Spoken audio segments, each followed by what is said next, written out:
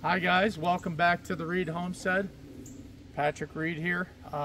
First of all, I want to say happy Columbus Day, as we used to say in central New York. Without Columbus, none of us immigrants would be here, so happy Columbus Day.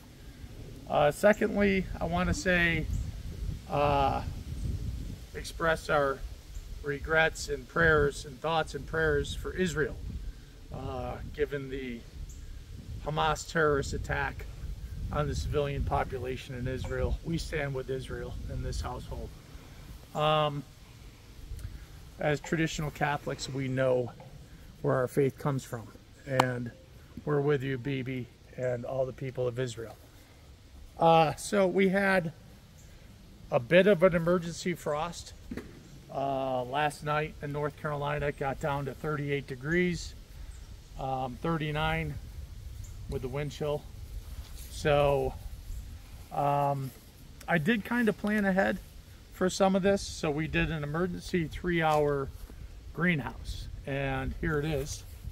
Obviously, this I got off of eBay. So we're doing things on a budget. I'm a stay-at-home dad. My wife works remote, stay with me here, and so I basically supplement the income with my military pension, and so I'm out in the yard doing a lot of this stuff that normally a landscaper or wood service or a lawn service would be doing. I'm doing that on our own. So anyhow, we do things on a budget, try to keep things conservative, and that's what we're about. So we got this on eBay. It's a 10 by 20 pavilion. So as you can see, my son really likes playing. We got this up in about 2 or 3 hours yesterday. So you can get this on eBay. It's basically made of tarp, okay?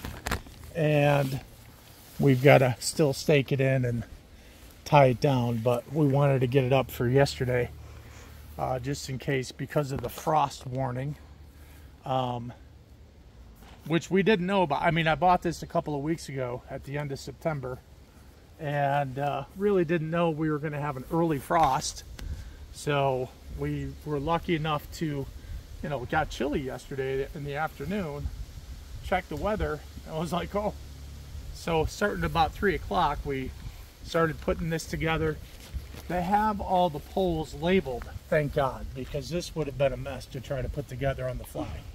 So everything's labeled, pretty easy to put together. Let's take a look inside. I kind of knew that we were going to run out of grow time, so that's what the greenhouse is for. We're going to keep growing. Here we are. Now, as you can see, if you look at some of these connections, these are where the poles basically come together. Here, all up in here. Each connection, what we did is, as we were putting it together, some of the supports were falling out. So we just duct taped them together, add a little extra support.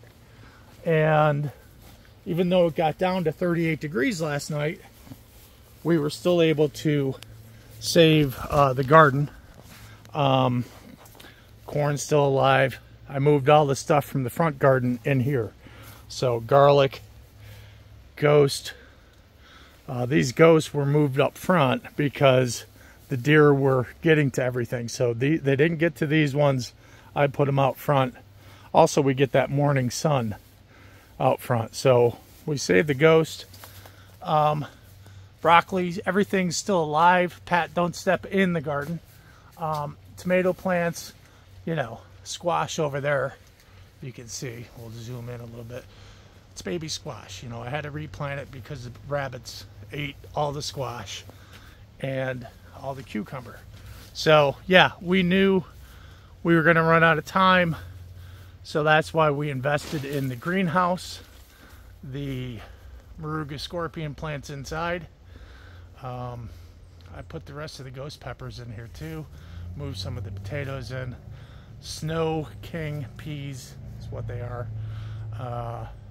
So this is the emergency greenhouse, basically. and it kept the plants warm. It worked.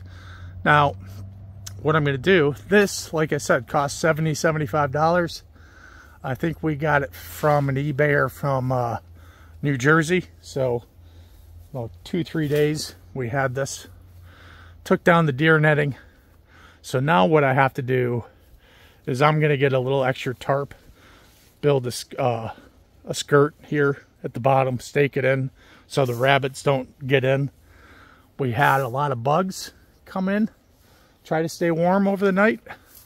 So we're going to get some extra skirting for the corners, all the seams, the bottom, kind of make it a little more airtight.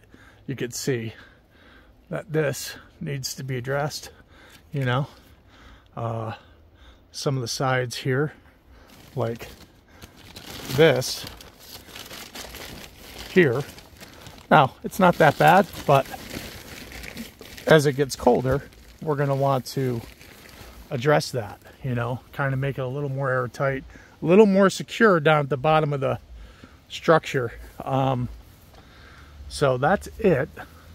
What do you got to say, Pat? Anything? Do you like it? Yeah. He's gonna run. Sarah? It's hot. It's hot. It's hot today. So it got in the 70s. Yeah, here's part of the flower garden. You got these blue flowers all over the place. They go all the way down towards the house, wrap around over here. In the spring, this whole garden comes alive. We got our grandparents' memorial garden over here, near the grapevine. Some black-eyed Susans, iris, whatever. Keeps the bees coming in and fertilizing everything. So, all good in the neighborhood. There's young man. Pat, you want to say hi to Johnny Scoville? Hi. Hi. Okay, Sarah. You want to say hi? Hi. Okay. I want to say hi again. Oh, you want to say hi again. Hi. Hi. Nice and safe. Hi, Johnny Scoville. Yeah, we're in the country, so try to keep things safe and sound here. Sarah? Hi. Let's put my silver eye. Okay, so that's basically it. Now, if you don't have the extra money for a greenhouse, what we did last year is this is just plastic tarping that you can buy at Walmart. It's like $2.50. And what we did, I've got another pavilion 10 by 10. This one's 10 by 20. So I got a 10 by 10 we're going to put here, and I've got that industrial plastic that people use for their crawl space. So we're going to have another pavilion here, and then I'm going to wrap that in that industrial plastic to keep this part of the garden going too. But in the meantime, you could use this plastic tarp. It's painter's tarp, painter's plastic, right? And just cover the plants, make sure it's secure, get it down to the bottom, and that keeps the frost off the plants. As you can see, everything's still alive here. Radish still doing good, potatoes good, eggplant, everything. This is a sangria pepper plant. Tomatoes are still doing good. This is the bell pepper that was supposed to be a reaper plant, but I like bell pepper, so that's good. And that's still alive. So, anyhow, we were able to survive the first early frost, little emergency reaction there, and structure's still sound. So, we're going to improve this and then expand it a little bit over here. So we are going to have a grow operation in the winter. This is it for the Reed Homestead. Hope you guys are good. Our Lady of Good Success. Pray for Israel. And we'll see you next time. God bless.